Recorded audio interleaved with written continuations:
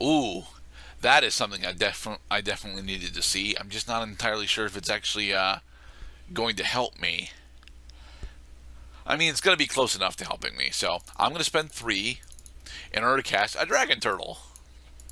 I thought this guy was coming, so you're going to tap my Yeah. chieftain. Yep. Okay. So I'm going to swing with my tadpole turtle, dealing 5 points of damage to you. That is correct, because of the assault formation enchantment.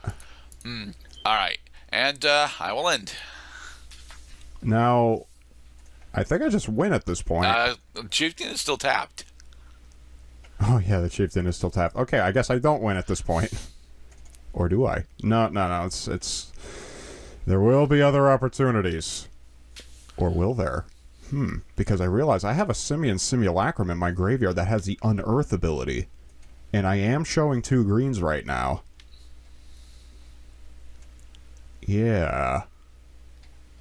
That may just be the thing I got to do. I'm going to put down a Savage Lands. ETB's tapped. And I'm going to do that. I'm going to unearth the Simian Simulacrum. Okay. Boom. Returns to the battlefield and is exiled when the turn ends or it gets removed. I'm going to put its 2 +1/+1 counters on the Simian that was already on the battlefield. The unearthed Simian Simulacrum has haste. So I'm going to swing at you for 6. All right. I'll take 6, bringing me down to 2. So you have 1 turn to ream the ever-loving shit out of me this turn. That one is exiled. You're still tapped.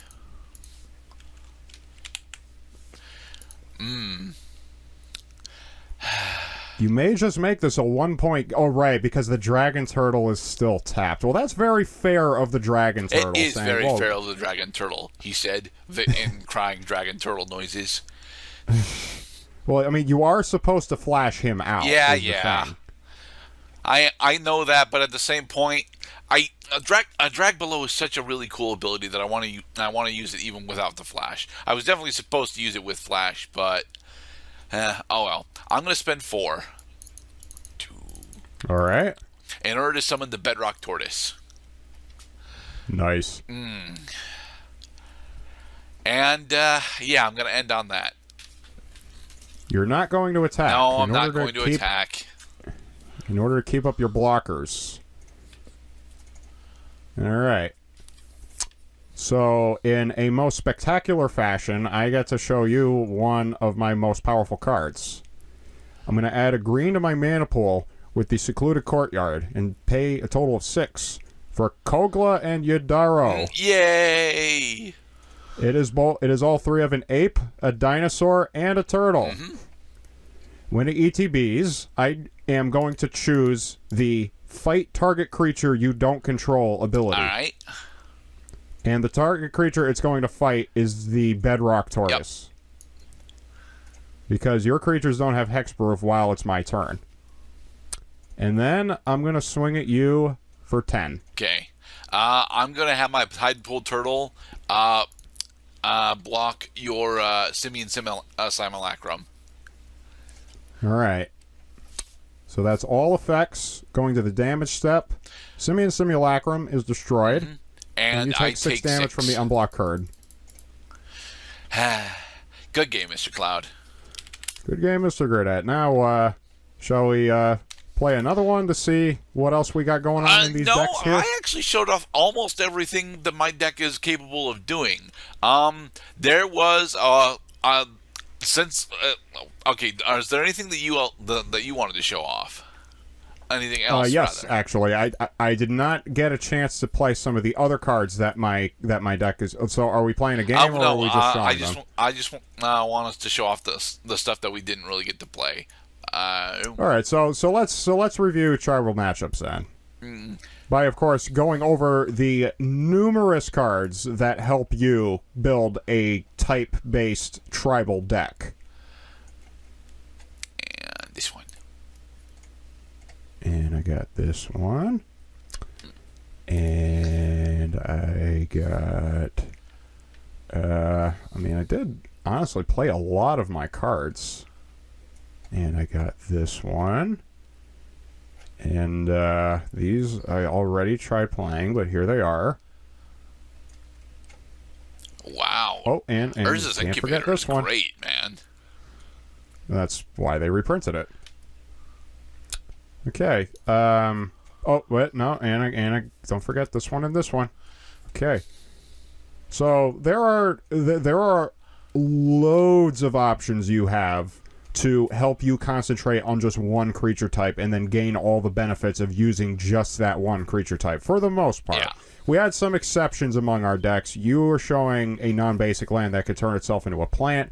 I was showing an elf wizard that could buff up my apes. Yeah. As long as they all shared a creature type. But there are other options at your disposal as well. I freaking love the Molten Echoes enchantment, especially how it interacts with the Pyre of Heroes. Because it creates a creature token that is an exact copy of any creature that enters the battlefield, you can sacrifice that creature, that token, to the Pyre of Heroes because it still has a mana value being a copy of the creature. Right. Meaning that you do not necessarily lose a creature. It's not a zero-sum game if you call getting a more powerful creature each time zero-sum. You are adding to your board each time. And because Mind if I ask why you're doing, trying to run Luminescent Rain?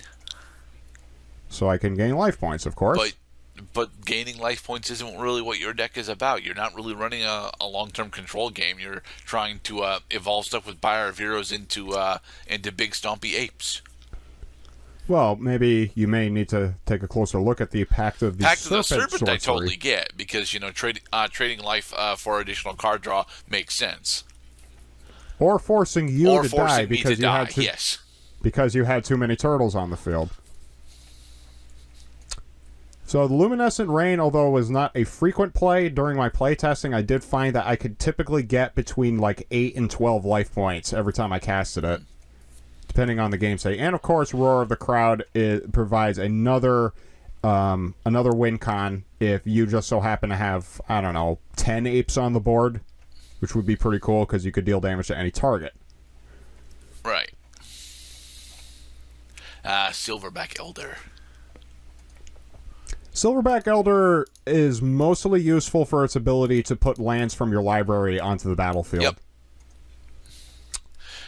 That's what I had going on. Whereas what I had going on that I didn't get to play is mostly Unnatural Growth. I'm running a couple of copies of this specifically because with the combination of a Bedrock Tortoise and or a Soul Formation on the field, Unnatural Growth allows me to swing with a single creature or multiple creatures at effectively 10 power relatively early. The big problem that I came across, not through testing but through game, is that 4 green mana is actually a big ask.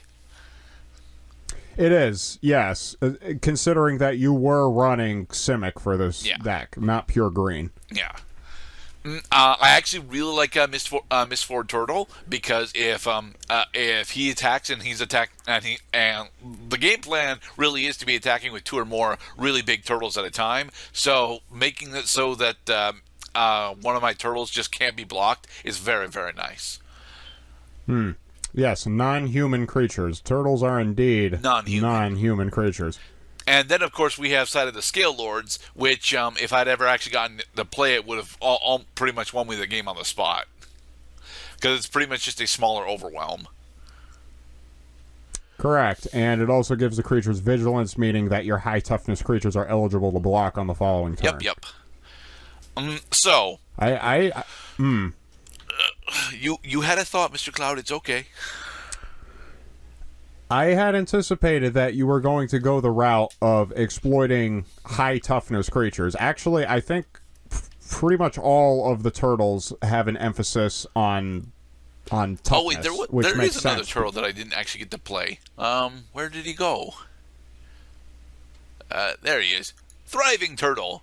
I like Thriving Turtle. Thriving Turtle. Energy counters. Hey, there's your 1-drop. Yeah. I saw it in one of my mulligans, and I didn't end up keeping that hand because it had I think it was too many. No, it was not enough lands in that one hand. Yeah.